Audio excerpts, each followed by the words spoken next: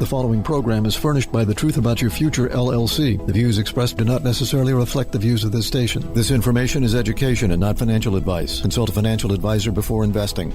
The Truth About Your Future with Rick Edelman is brought to you by Bitwise, the world's largest crypto index fund manager, and by Global X ETFs, dedicated to providing investors with unexplored and intelligent solutions, and by Invesco QQQ, a fund that allows you to access the innovators of the NASDAQ 100, and by Edelman Financial Engines. Rick Edelman is a board member, consultant, shareholder, and client of EFE, but EFE is unaffiliated and has no say over the content of The Truth About Your Future with Rick Edelman. This is where technology, innovation, and personal finance come together. This is The Truth About Your Future with Rick Edelman. And now your host, Rick Edelman. And a very happy Independence Day holiday weekend, my favorite holiday of the year. Welcome to The Truth About Your Future. I'm Rick Edelman. On today's show, student debt, home sales, plunging, life post-career, innovation, the Fed, and this week's health and wellness segment by my wife, Jean Edelman. One of the big political footballs these days is in the category of student loan debt. $1.6 trillion is the total amount of money that people owe, and we're talking 43 million people are in debt to student loans. Repayments were suspended way back in March of 2020 due to the pandemic. Government had the attitude, you're home in a lockdown, you lost your job or you can't go to work, you don't have a paycheck, let's make life easier for you. We're going to stop the requirement that you make your monthly student loan payments. That moratorium has been extended time after time after time and now is extended all the way to August 31st. I'm not so sure people are still in lockdown anymore. I'm still not sure people are out of work anymore, but they still don't have to pay their student loan payments. 8% of all the people, which said 43 million of them, 8% owe 40% of all the student loan debt. So there's a huge concentration. How could that be? Well, they're mostly grad students, people who got MBAs or medical degree, law degree, engineering degree. That's where the big student debt comes into place. 60% of all the people who have student loans owe less than 20 grand. So we need to recognize that this issue of letting people not make their student loan payments, or Joe Biden's proposal of let's forgive $10,000 of it, or Bernie Sanders and Elizabeth Warren who want us to forgive $50,000 of it, they're simply saying if you're a doctor or a lawyer or an engineer, you don't have to pay for college again. This is like an incredibly unfair situation. But it gets really, really deeper than this, because in addition to student loan debt, 70% of those people have other debt as well, like a credit card or an auto loan.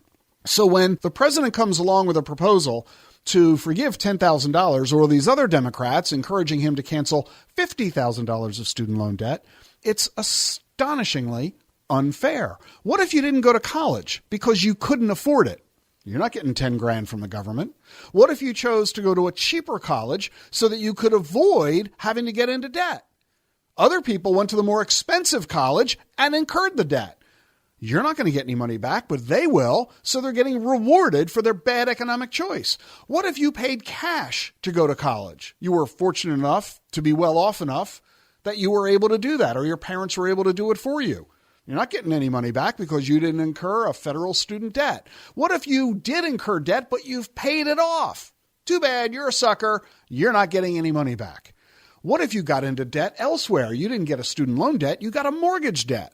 Too bad, you still owe the money on your mortgage. You're not going to get any money back from the government. What if you got an extra job to pay for college and you really scrimped and sacrificed in order to manage to come up with the money you needed for tuition? Too bad, you did all that hard work for nothing. You could have just sat back and let the government ultimately write you a check.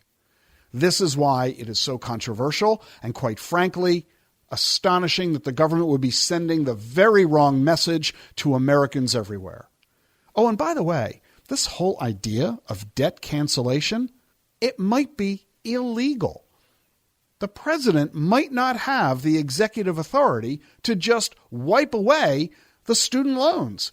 These loans are being managed by loan servicing companies. The money was provided in many cases by investors. If you wipe out the debt, you eliminate the business of these student loan servicing companies. You wipe out the ability for the investors to ever get their money back.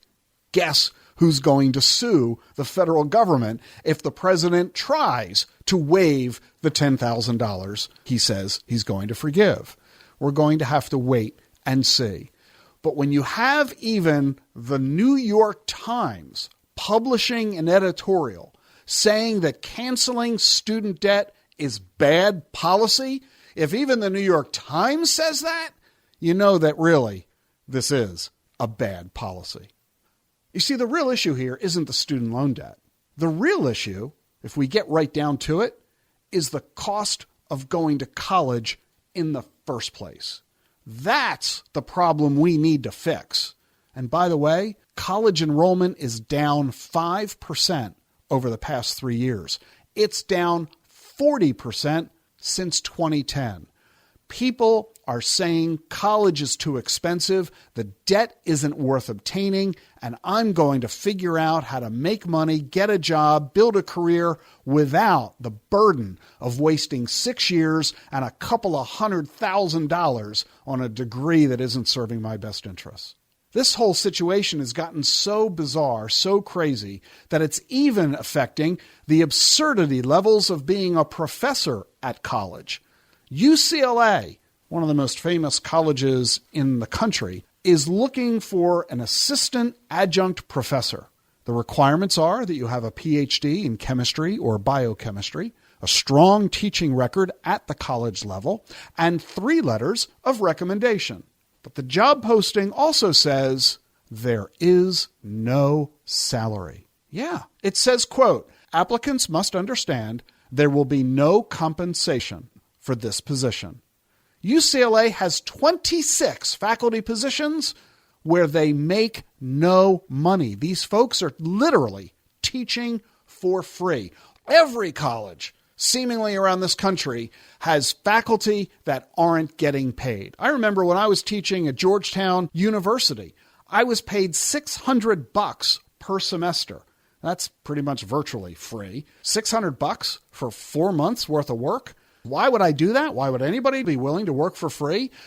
A, in the hopes of building the resume and credibility and being able to say, hey, look, I was a faculty member over there. And I brag about that. I was on the faculty at Georgetown University for 9 years. Number 2, hope that one day I will get a tenured position with pay and benefits and pension benefits with a great university. So people are willing to work for free.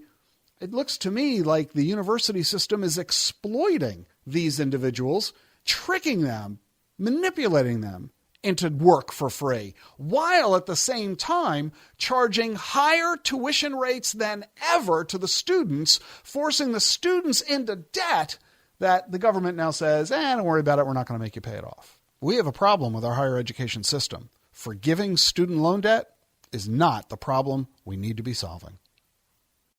You're listening to The Truth About Your Future. I'm very excited to bring back onto the program my good friend, Sunaina Tuteja. Sunaina is the Chief Innovation Officer of the Federal Reserve System. Wait, what? Innovation? The Fed? Really? But Sunaina, innovation, central bank, isn't that an oxymoron? Rick, it's like you read my mind. When I first got the call about this role about a year ago, I first thought it was one of our Bitcoin friends pulling some sort of a prank on me. So, I definitely give the Fed a lot of credit. They are bringing in a diversity of perspectives and experiences to level up innovation within the Federal Reserve System, I think is a pretty solid signal.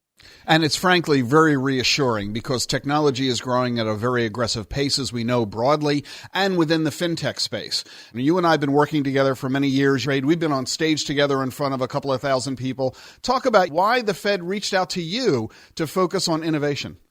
I have spent pretty much my entire career at the nexus of tech, finance, and policy. I've been super grateful to have had really awesome assignments leading change and innovation at this nexus, both in North America, but also in Asia. the common denominator for me, Rick, has always been, how are we purposefully harnessing the power of these frontier technologies, AI, machine learning, DLT, you name it, but how are we doing it in a purposeful way?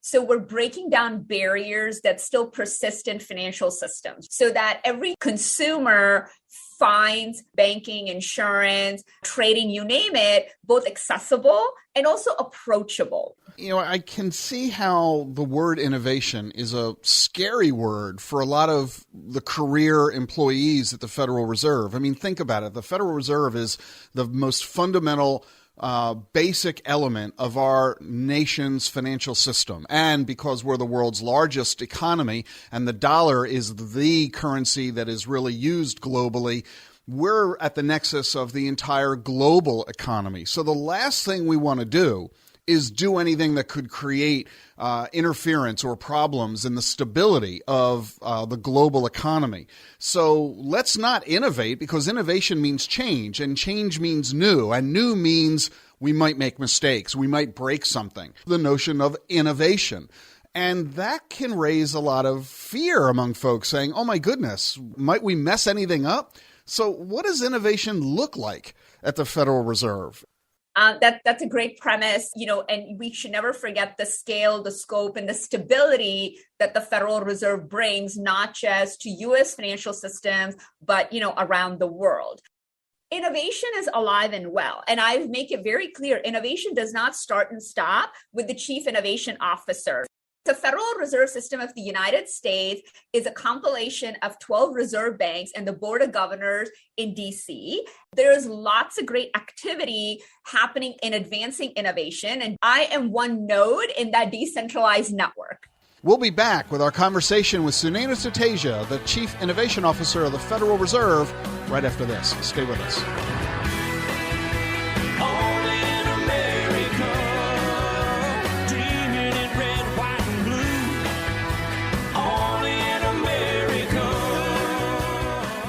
Want to invest in digital assets but find it all a bit complicated? There's actually a very easy way that you can invest in this new asset class. Simply choose the Bitwise 10 Crypto Index Fund, symbol BITW. It's the first and still the biggest crypto index fund. It owns the 10 largest digital assets and rebalances monthly, so you don't have to decide what to buy or when to rebalance. Bitwise does it all for you. At Bitwise, we want digital assets to be available to everyone, and that's why we work closely with individual investors like you, as well as financial advisors and institutions. At Bitwise, crypto is all we do. If you believe digital assets should be part of a diversified portfolio, take a look at the Bitwise Crypto 10 Index Fund, symbol BITW, available everywhere you get your investments. There are major risks to consider, including the loss of your entire investment. Before investing in crypto funds, visit bitwiseinvestments.com to learn about the risks with these investments. The Truth About Your Future is sponsored by Global X ETFs. The financial services landscape is shifting before our eyes. Whether paying for groceries, applying for a mortgage, or even buying an NFT, almost anything you could imagine is at your fingertips. As these transactions become more and more seamless, it's easy to forget the innovative technologies making it all possible. Disruptions like fintech, blockchain, and yes, digital assets aren't just pixels on a screen. They're led by forward-thinking companies helping shape the future of finance. And you might want to consider where they fit in your portfolio. But where to start? At Global X ETFs, we offer a range of thematic investing solutions targeting these financial disruptions, in addition to other exponential technologies like lithium batteries, artificial intelligence, and more. Explore our insights and full product lineup at globalxetfs.com or ask your financial advisor. That's globalxetfs.com. This is a call to the self-starters, to the self-made, and the self-sufficient. It's time to declare a new kind of independence. Because Edelman Financial Engines is here to provide tailored investment solutions for your kind of wealthy. You should expect more from your wealth advisors. Our investment management approach is based on Nobel Prize-winning research, and our planners don't sell products to earn commissions. And because we're here for those who question the answers, we model more than 38,000 securities, so we can better stress test your portfolio through thousands of scenarios. So no matter where you're going next, see what we can build for you. Call 833-301-4333. That's 833-301-4333. or visit planefe.com/TAYF to get your complimentary financial plan. Edelman Financial Engines, built for those who built themselves.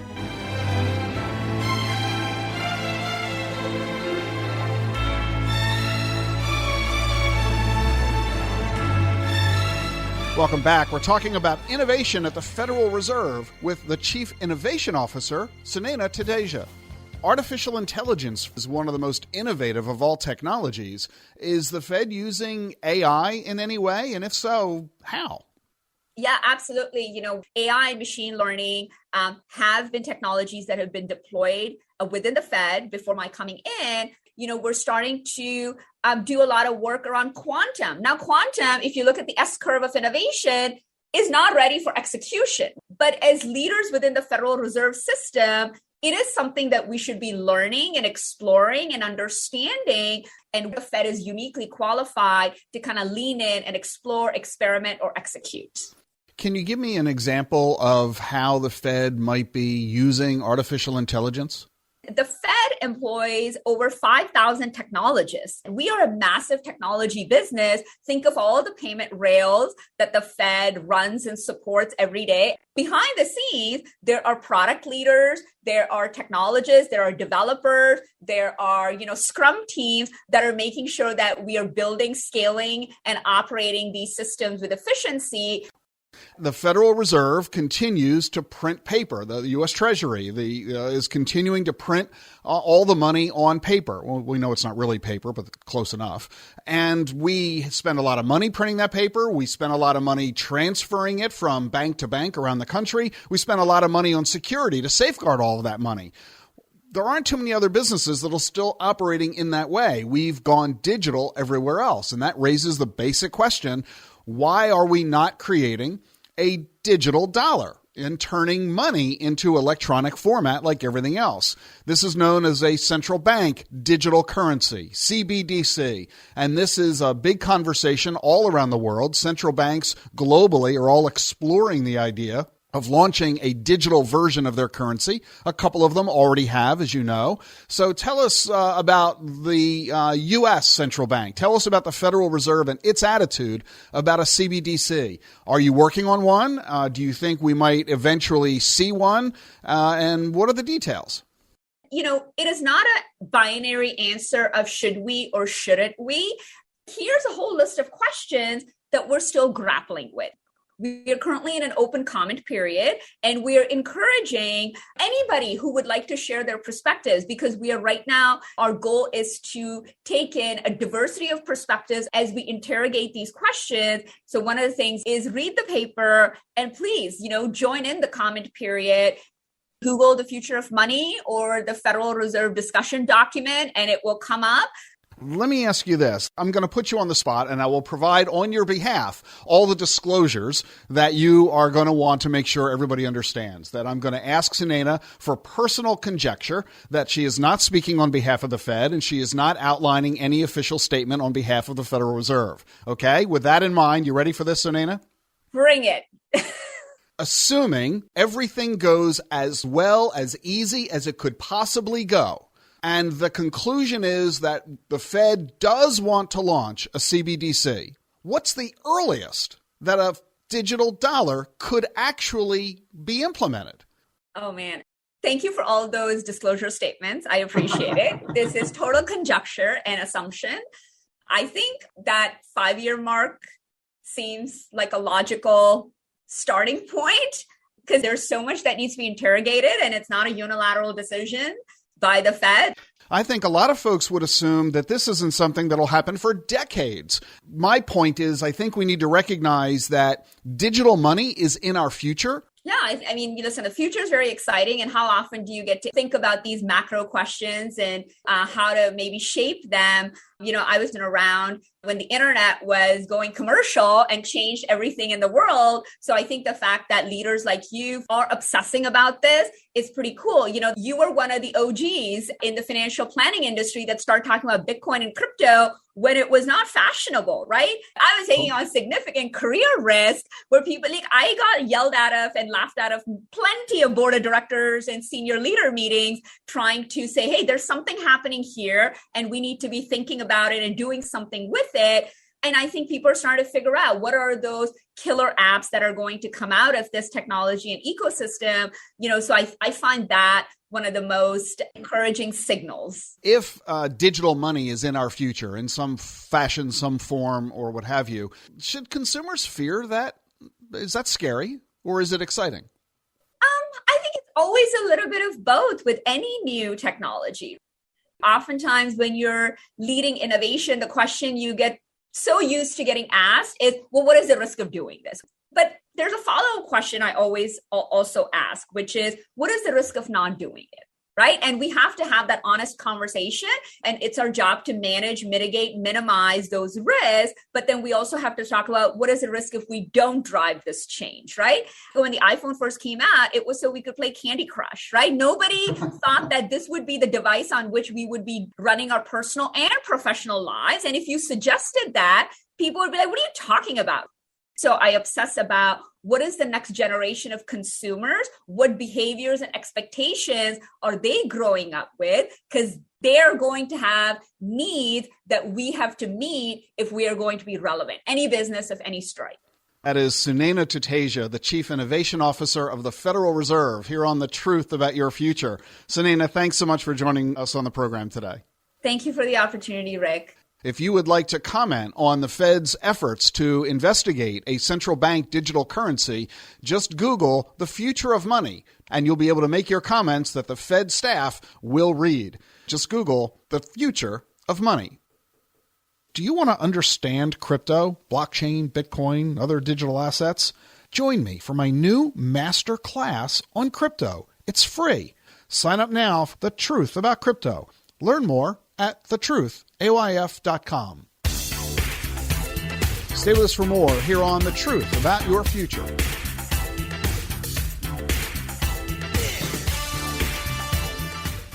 What do all the greatest innovations have in common? Agents of innovation. Ordinary people who shape the future by putting their money behind the right ideas. Invesco QQQ is a fund that allows you access to innovators of the NASDAQ 100. So you don't have to be an inventor to help create what's next to come. Be an agent of innovation with Invesco QQQ. Learn more at Invesco.com/QQQ. There are risks when investing in ETFs, including possible loss of money. ETFs risks are similar to those of stocks. Investments in the tech sector are subject to greater risk and more volatility than more diversified investments. The NASDAQ 100 Index comprises the 100 largest non-financial companies on the NASDAQ. You can't invest directly into an index. Before investing, carefully read and consider fund investment objectives, risks, charges, expenses, and more in the prospectus at Invesco.com. Invesco Distributors, Inc. This message is brought to you by Charles Schwab. No matter what tomorrow brings, some things won't change. Like Schwab's commitment to see the world through clients' eyes. That commitment is why Schwab is always here for clients with clear guidance and committed service to help maintain focus on achieving long-term goals. So whatever happens today, Schwab remains invested in you. Visit schwab.com to learn how Schwab is ready to help. You're listening to The Truth About Your Future with Rick Edelman, sponsored by Choice. Choice is changing the way Americans save for retirement by making it possible to invest in Bitcoin, crypto, and other alternative assets inside your IRA. That's right. Whether you open a deductible or a Roth IRA with Choice, you can invest in Bitcoin and 22 other digital assets in your retirement account. You can also buy stocks, mutual funds, ETFs, gold, real estate, and more, all in a single retirement account. There's no hidden fees or account minimums, just more control over your retirement savings. And Choice makes it ridiculously easy to combine all of your old retirement accounts with a rollover concierge service. So if you've switched jobs in the last few years and have been putting off rolling over your old 401k, make sure you check out Choice. Head on over to retirewithchoice.com/Rick. That's retirewithchoice.com/Rick.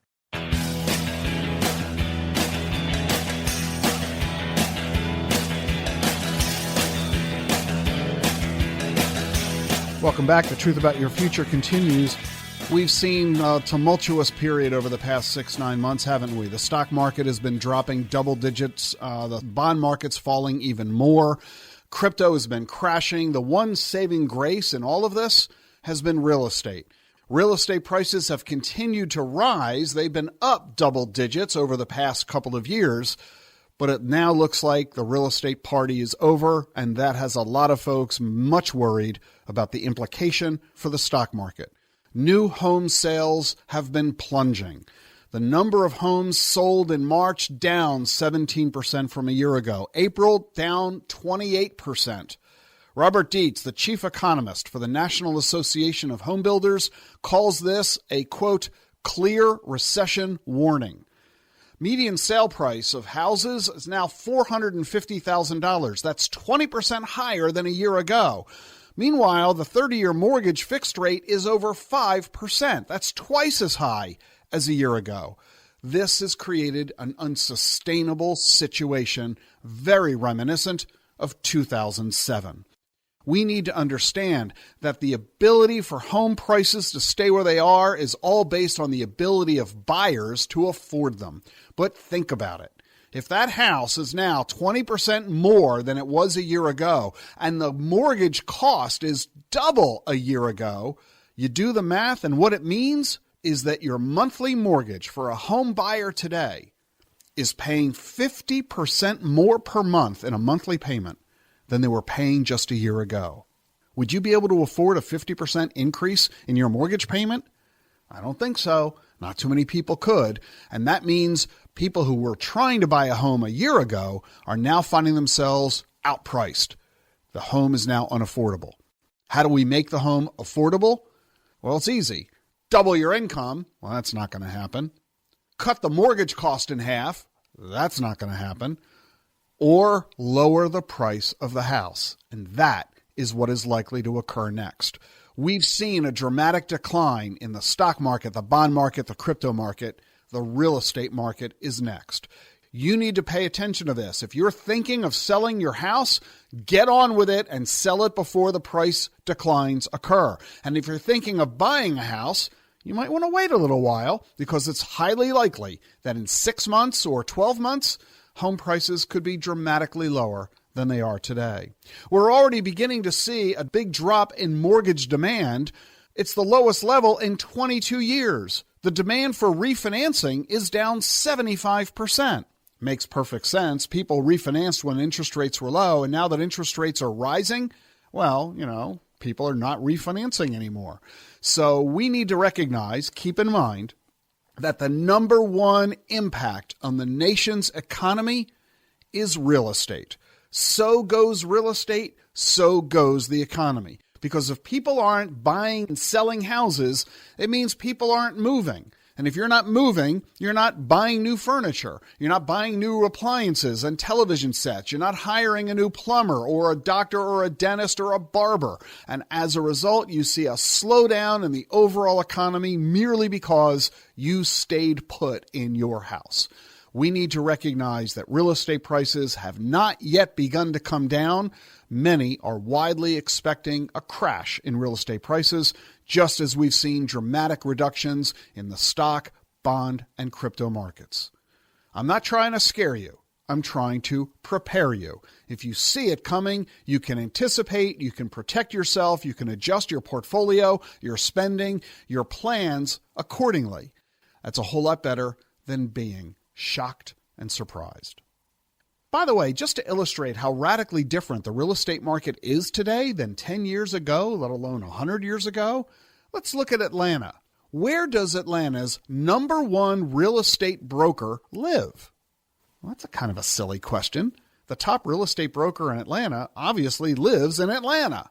Isn't that kind of like who's buried in Grant's tomb? I mean, it's a dumb, silly question, except not really. Atlanta's #1 real estate agent is A.J. Stigman, and he lives in Florida. Never even set foot in Atlanta. Last year, he did 300 transactions, sold $86 million worth of real estate, and he did it all online from Florida. How could that be?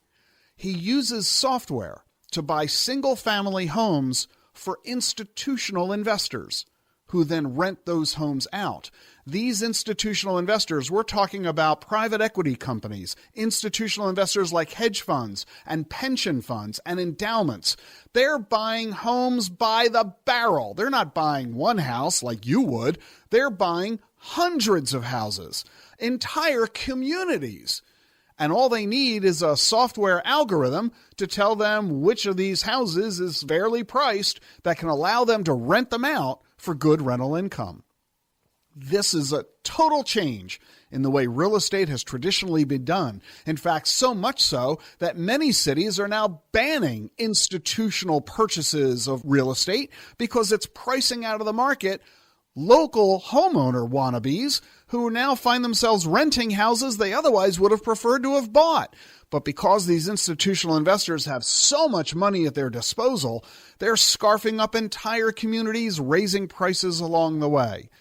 This is a huge change, and it is partly demonstrating why the real estate market is where it is. What happens when those institutional investors decide to stop buying? The lack of demand will only cause the supply to fall in price. Looking for a financial advisor who can help you with digital assets? Go to the advisor directory at thetruthayf.com. It's a free service. They have the knowledge they need so they can give you the advice you need about this new asset class. Find an advisor at thetruthayf.com. One of the things you got to pay attention to most about your future is that it isn't going to be the same as your present. At some point, you're going to retire.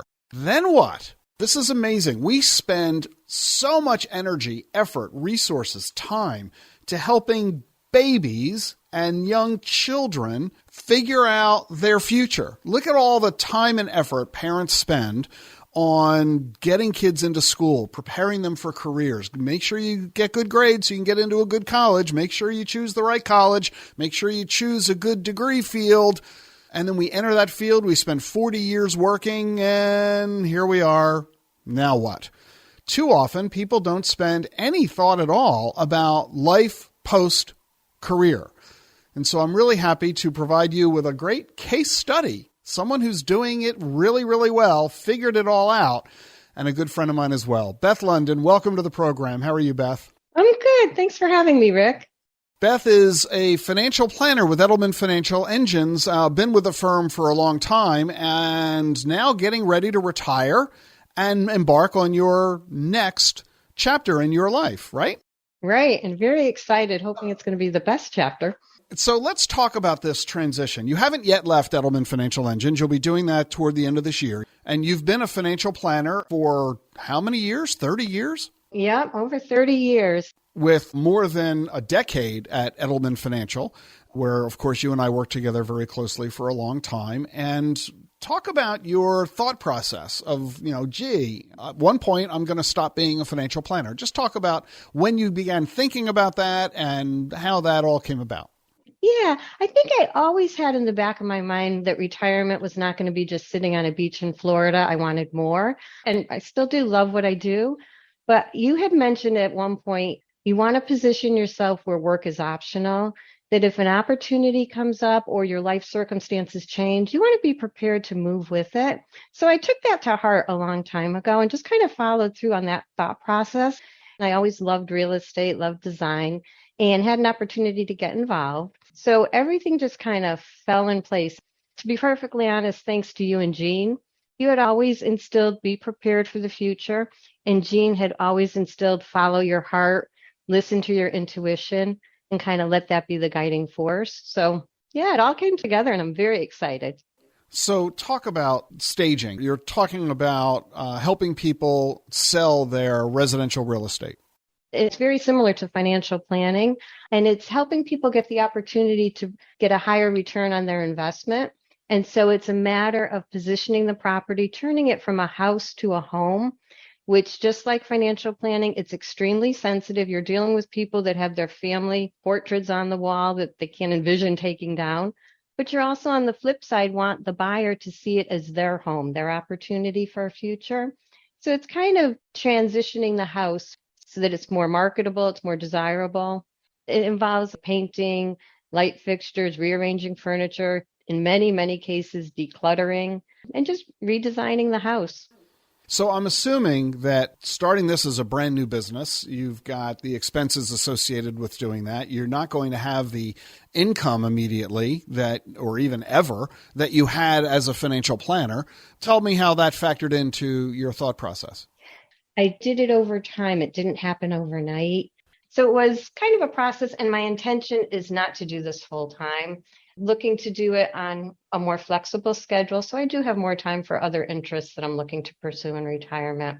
So the key here is not to try to suggest that you ought to quit your career and become a home stager. That's not really the point. The point here that I hope you're getting from this conversation with Beth London is the transition, beginning with an acknowledgement that I'm not going to do what I'm doing forever, that there are passions that I have in life or that I want to discover in life, and that I might be able to turn them into an income-producing activity. And that means thinking about it, engaging in it slowly, casually, learn more. You began by getting a very extensive education, self-study online, going to conferences, mingling with people in the business, learning from experts in the business, and over what has been so far a 4-year journey, beginning to implement the transition from your current career of the past 30 years to the next chapter in life, which is going to be part-time, not as lucrative, but with your personal financial planning, it doesn't need to be as economically rewarding as your prior career was, but it's enough to sustain you, to support yourself, allowing you to focus on your passion and just frankly, have a great time. Yeah, so I'm really looking forward to it. So what is the advice you would give to others who are themselves 5 or 10 years away from retirement? I actually talked to a number of my planning clients, and we have these discussions all the time. And many people feel the same way. They want to do something, they want to be productive, but they don't want the same schedule. And it's just following your heart, finding things that you truly are interested in. I think it's important in retirement to have fun. If people find things they're truly passionate about, it won't feel like work. You did a show on once you find that thing you want to do in retirement, you can't wait to get there and do it. And when I heard that, I said, yeah, that's how I feel. So if you find something you love, it just happens. And I think when you do the right thing, you find something you love and you follow your heart, the money comes. You know, the real key is to have your situation so that instead of going from, it's coming to. And you've expressed that perfectly, not at all a surprise because you are such a talented financial planner, and I know that your future is going to be bright. Beth, a lot of folks are going to follow in your footsteps with the advice you've shared with us today. Thanks so much for doing that. That's Beth London, who's a financial planner with Edelman Financial Engines. You can reach Beth or her colleagues at Edelman Financial. Just go to edelmanfinancialengines.com. If somebody wants to reach you, Beth, and talk to you about your staging business, where would they find you? You can go to my website, actually, www.stagedselldwell.com. Definitely let me know because I have contacts and connections all over and happy to connect you with someone more locally.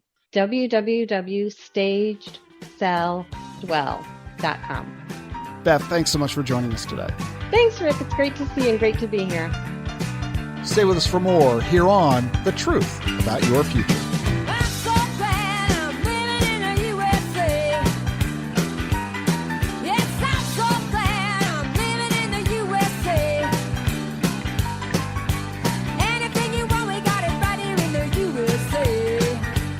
Allow us to introduce you to Jeremiah, an ordinary person who helped shape the future by putting his money behind the right ideas. Jeremiah's always been a numbers guy, from his days competing in the high school math league to now as the teacher who leads it. Jeremiah is also accessing the companies who are driving environmental innovations for the next generation by investing in Invesco QQQ. Invesco QQQ is a fund that allows you access to innovators of the NASDAQ 100, which goes to show you don't have to be a helioseismologist practice to help push progress forward. Become an agent of innovation. Learn more at Invesco.com/QQQ. There are risks when investing in ETFs, including possible loss of money. ETFs risks are similar to those of stocks. Investments in the tech sector are subject to greater risk and more volatility than more diversified investments. The NASDAQ 100 index comprises the 100 largest non-financial companies on the NASDAQ. You can't invest directly into an index. Before investing, consider the fund's investment objectives, risks, charges, and expenses. Visit Invesco.com for a prospectus with this information. Read it carefully before investing.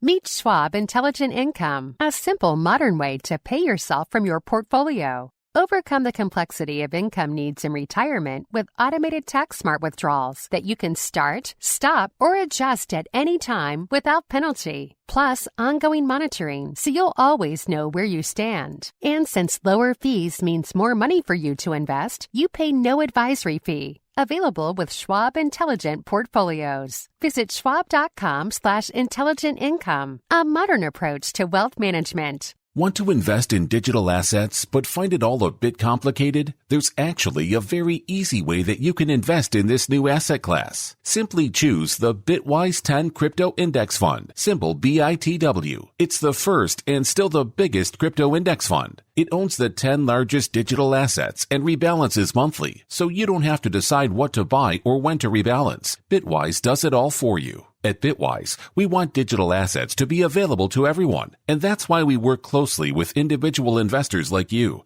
as well as financial advisors and institutions. At Bitwise, crypto is all we do. If you believe digital assets should be part of a diversified portfolio, take a look at the Bitwise Crypto 10 Index Fund, symbol BITW, available everywhere you get your investments. There are major risks to consider, including the loss of your entire investment. Before investing in crypto funds, visit bitwiseinvestments.com to learn about the risks with these investments.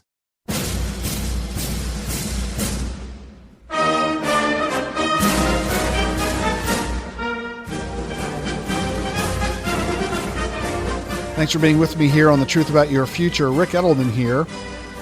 Time now for everybody's favorite segment of the program, Visit by my wife, Jean Edelman. Jean is a student of the healing arts, Reiki, traditional Chinese medicine, homeopathy, acupuncture, and of course, macrobiotic and plant-based cooking. Here's Jean. Great to be with you. Today I wanted to talk about life's purpose. I, over the past month, have probably read about 6 books that the same theme keeps coming up. And so because of this journey that we are on together, I wanted to share some of the highlights with you. And it is a journey, and we're not meant to get it right all the time. As long as we're moving in the right direction, it's all good. And so the first tip that I wanted to share that's a theme in all of my reading is taking back our power. Stop letting others decide for us. We intuitively know what we need and what we want.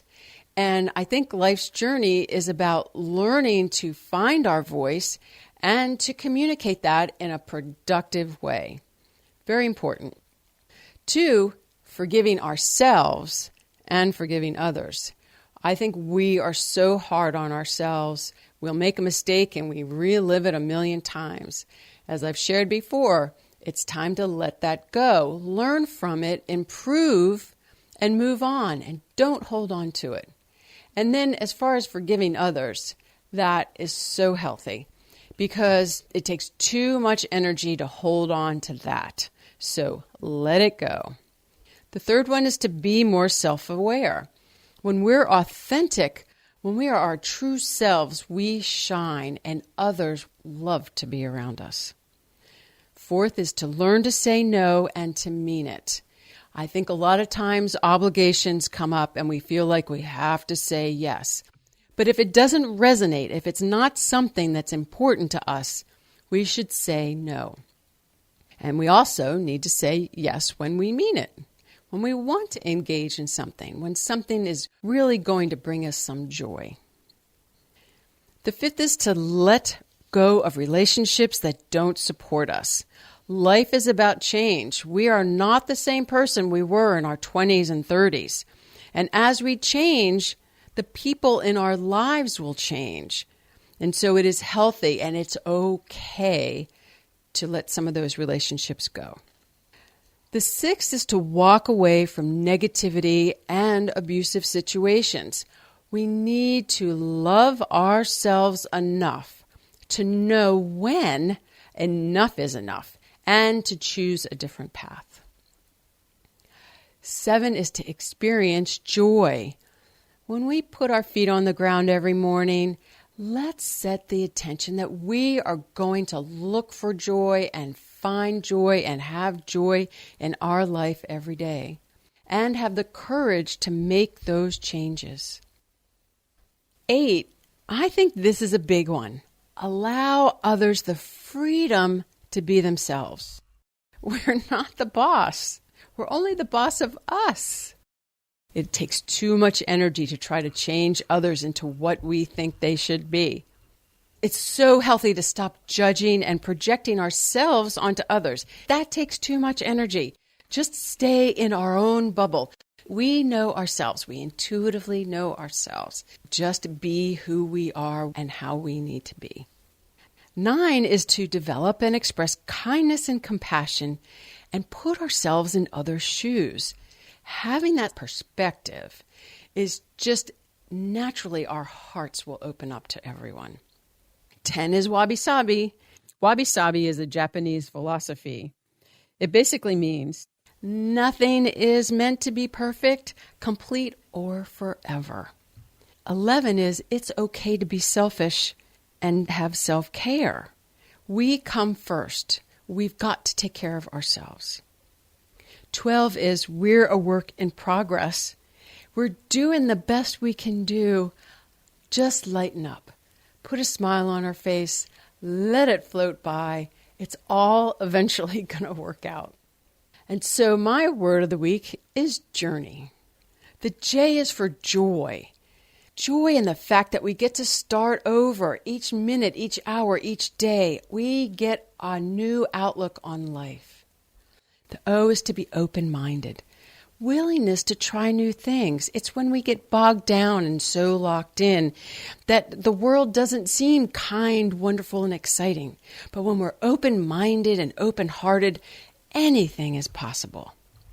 The U is for unafraid. No fear. Hey, we're in the driver's seat. Never apologize. This is our life. This is how we want it to be. The R is for real, the true and authentic. That is when we are aligned and we flow and life is easier. The N is for natural, tuning into our instincts, tuning into our intuition. They'll never lead us down the wrong path. The E is for ease. If it's difficult, if we find difficulty in what it is we're trying to do, stop.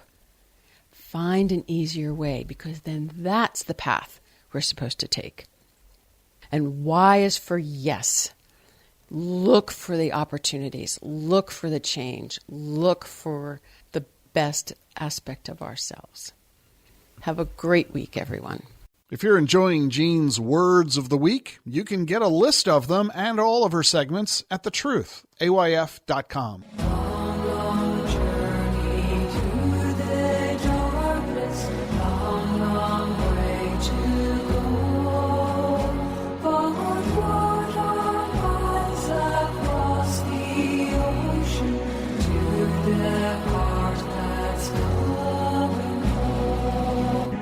This is a call to the self-starters, to the self-made, and the self-sufficient.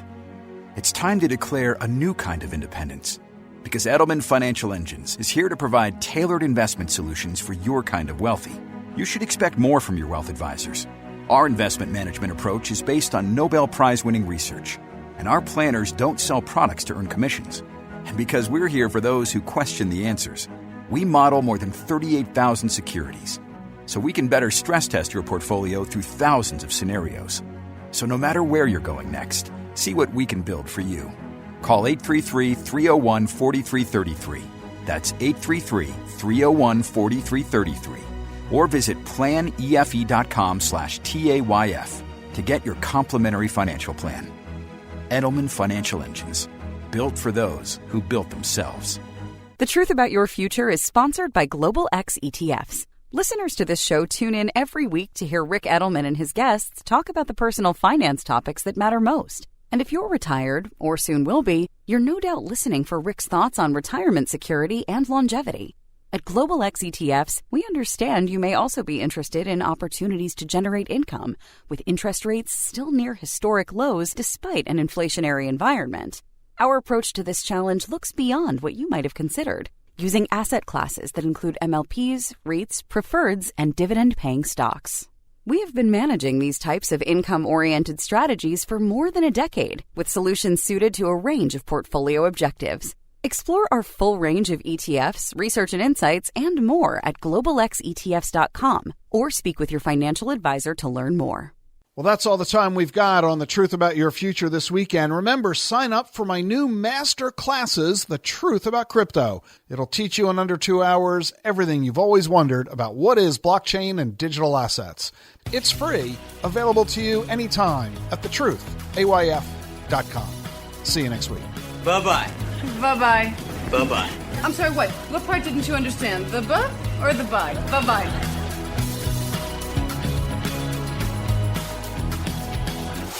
The Truth About Your Future with Rick Edelman has been brought to you by Bitwise, the world's largest crypto index fund manager. As crypto grows, Bitwise believes everyone should have a simple and familiar way to access it. Bitwise makes crypto clear. BitwiseInvestments.com. And by Global X ETFs. For more than a decade, Global X ETFs has been dedicated to providing investors with unexplored and intelligent solutions. Learn more at globalxetfs.com. And by Invesco QQQ, a fund that allows you to access the innovators of the NASDAQ 100. Invesco.com/QQQ. Stay tuned for Everyday Wealth with Soledad O'Brien and Gene Chatsky from Edelman Financial Engines. Everydaywealth.com/radio. EFE and The Truth About Your Future with Rick Edelman are unaffiliated entities. Get the truth about your future every weekend with Rick Edelman. It's thetruthayf.com.